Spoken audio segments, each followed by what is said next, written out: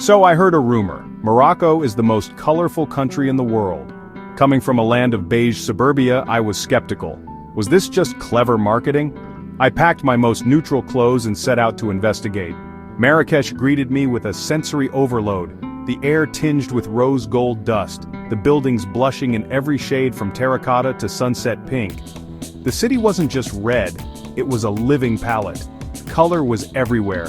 In the spice pyramids of Jama el Fna, the emerald mint tea, the dazzling caftans, my skepticism started to crack. Pictures don't do it justice. You have to stand in the chaos, breathe the spices, and feel the city's pulse. Morocco doesn't just show you color, it makes you live it. From day one, I realized this was more than a travel cliché. The country wasn't just painted for tourists, it was alive with color. And I, in my khakis, was just trying to keep up, dodging donkey carts and soaking it all in. The investigation had only just begun. Every guidebook says you must visit a Moroccan souk. Translation: prepare for beautiful chaos. Imagine a maze designed by someone obsessed with selling you a leather bag. Add the noise of a festival, the scent of 100 spices, and alleys packed with motorbikes and donkeys. Shopping here is an extreme sport. Shopkeepers are masters of the friendly ambush. Hello my friend, just looking, no problem. Next thing you know, you're bargaining for a carpet you don't need. Bargaining is an art form. The first price is a fantasy, your counteroffer is a joke. The real deal happens over sweet mint tea and stories. You don't just buy things, you collect tales. A pair of slippers comes with the story of the craftsman, a teapot, a lesson in pouring tea. The souk is a living organism, chaotic, exhausting, but the city's true heartbeat. You enter for a souvenir but leave with a lighter wallet and a richer experience. It's commerce, community, and color colliding in a beautiful mess. The souk is Morocco at its most alive. And yes, you'll probably overpay, but you'll have a story to tell. That's the real treasure. After Marrakech's reds, I headed to Chefchaouen, the Blue Pearl. I thought, how blue can it be? Turns out very. The Medina is painted in every shade cerulean indigo, turquoise, and powder blue that glows. Legend says the blue wards off mosquitoes or represents heaven. Maybe it just looks great on Instagram. Walking the winding streets feels like exploring an underwater dream. The blue walls are a perfect backdrop for vibrant rugs, leather goods, and argan oil. Locals and cats alike pose for photos, turning the town into a living postcard. But beyond the Instagram moments, there's a real calm here. In quiet alleys you find daily life, children playing, women chatting, a town content in its blue bubble. Chefchaouen forces you to slow down and appreciate the beauty of a single color, used 1,000 ways. Sometimes the simplest ideas make the boldest statements. Painting your whole town blue? Genius. It's a place that lingers in your memory long after you leave, and yes, it's as magical as it looks. No Moroccan adventure is complete without the Sahara. The photos promise majestic dunes and graceful camels. Reality? Camels are grumpy, stubborn, and sound like broken engines. My camel, Bob Marley, gave me a look that said, "Another tourist, really?" The Erg Chebi dunes are breathtaking, an endless golden sea shifting with light and shadow. Riding a camel is less majestic, more like a wobbly sofa marathon. But the sunset, fiery pinks, oranges, and reds makes every ache worth it. Night falls fast and cold. Around the campfire you eat tagine, listen to Berber drums, and stare up at a million stars. Then a Berber guide checks Facebook by firelight, a perfect snapshot of modern Morocco. Here you can ride into timeless wilderness and still check your notifications. The desert teaches you humility, endurance, and the universal quest for Wi-Fi. It's a place where ancient and modern collide under the stars, and where even camels have opinions about your life choices. The Sahara is unforgettable, aching muscles and all, and yes, you'll never look at a camel the same way again. If Marrakech is a party and Chefchaouen a retreat, Fez is a labyrinth built by a mad genius. Its Medina is a maze of 9,000 alleys. Getting lost isn't a risk, it's a guarantee. The best advice? Embrace it. Put away your map and wander. Fez is time travel. One moment, coppersmiths hammer metal, the next you're in a quiet square with kids playing soccer. The city is divided by craft. Carpenters, dyers, metalworkers, each with its own sounds and smells. The infamous Chawara tannery is a riot of color and a test for your nose. Pigeon droppings and cow urine are part of the process. They hand you mint to mask the smell, but it's a losing battle.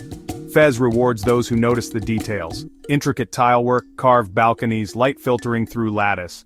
When you're truly lost, a local kid will guide you out, for a coin and a laugh at your expense.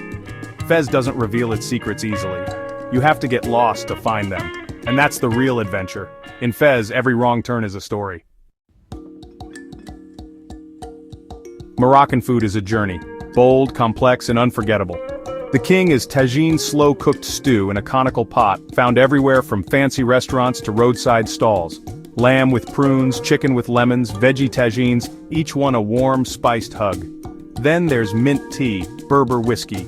It's a ritual, not just a drink, and comes with enough sugar to shock your dentist. Refusing tea is unthinkable, so you drink and feel the sugar rush. Beyond tagine and tea, there's couscous, street food, and pastilla, a sweet savory pie that sounds odd but tastes divine. Moroccan food isn't for the timid, it's for those who want their taste buds to travel. My best meal? A fish tagine in a tiny Essaouira eatery. No menu, just whatever Fatima cooked that day. We ate with our hands, scooping up sauce with bread. The best food here isn't about fancy ingredients, it's about love, tradition, and a secret family recipe. Moroccan cuisine is a story told in spices. Every meal is an adventure, and every cup of tea, a sweet challenge. Come hungry, and bring your sense of adventure. Morocco is a country where ancient and modern dance together, one foot in tradition, the other in the 21st century. Walk through a 1,000-year-old Medina, and you'll see teens in sneakers, headphones on, streaming the latest hits. A riad sits beside a modern art gallery. A mosque's call to prayer echoes over satellite dishes. Craftsmen make leather bags by hand, while nearby, young people sip lattes and scroll on their phones. My favorite moment, a man in a jalaba, leading a donkey, chatting on his smartphone. It's not a clash, it's a conversation between past and present. Young Moroccans are globally connected but deeply proud of their heritage. They celebrate tradition and embrace change, creating a new identity. Morocco doesn't erase its past to build its future, it blends both. The result? A culture that's rich, complex, and always evolving. Here, the old and new aren't rivals, they're partners. To understand Morocco, you have to try the hammam, the public bathhouse. There's the tourist hammam, fluffy towels, scented oils, gentle scrubbing, pleasant but not the real deal. The local hammam is a steamy, echoing space with no privacy and no frills. You strip down, grab your bucket and mitt, and join Moroccans of all ages scrubbing and gossiping. My attempt at self-scrubbing was pitiful. A burly woman took over, scrubbing me raw and reborn. It was intense, a little painful, and absolutely invigorating. I've never been cleaner or more humbled. The real Morocco isn't found in polished tourist spots but in raw, unfiltered experiences. The local hammam is a place of community, tradition, and unapologetic realness. Sometimes, to discover a place, you have to get uncomfortable and let a stranger scrub you until you shine. That's where the best stories come from, and where you find the heart of Morocco. So, is Morocco the most colorful country in the world? In every sense, yes. The blue of Chefchaouen, the red of Marrakech, the gold of the desert, the rainbow of spices. Morocco is a visual feast. But the real color is in the people. The hospitality, the laughter, the centuries-old traditions. Color here isn't just what you see, it's what you feel. Travel cliches are cliches for a reason. Riding a camel, getting lost in a Medina, bargaining in a souk, they're all part of the story. Embrace the stereotypes and you'll find the truth hidden within. Morocco taught me that color is about more than sight. It's about sensation, taste, sound, and memory.